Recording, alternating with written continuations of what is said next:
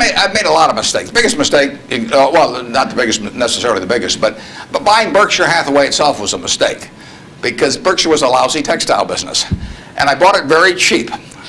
I'd been taught by Ben Graham to buy things on a quantitative basis. Look around for things that are cheap, and that I was taught that, we'll say in 1949 or 50. It made a big impression on me. So I went around looking for what I call used cigar butts of stocks.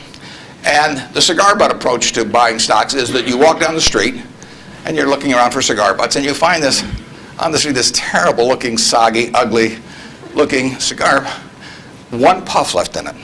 But you pick it up and you get your one puff. It's disgusting, you throw it away, but it's free. I mean, it's cheap.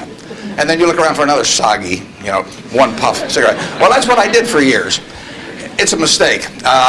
Although you can make money doing it, but you can't make it with big money. It's so much easier just to buy wonderful businesses. So now I would rather buy a wonderful business at a fair price than a fair business at a wonderful price. But in those days, I was buying cheap stocks. And Berkshire was selling below its working capital per share. You got the plants for nothing. You got the machinery for nothing.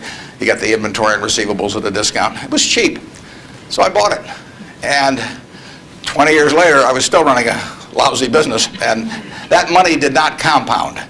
You really want to be in a wonderful business, because the time is the friend of the wonderful business. You keep compounding, it keeps doing more business, and you keep making more money. Time is the enemy of the lousy business. I could have sold Berkshire, perhaps liquidated it, and made a quick little profit, one puff. But staying with those kind of businesses is a big mistake.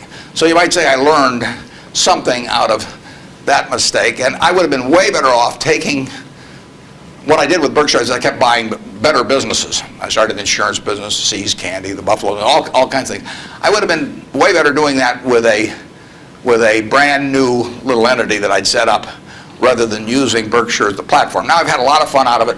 I mean, everything in life seems to turn out for the better, so I don't have any complaints about that, but it was a dumb thing to do.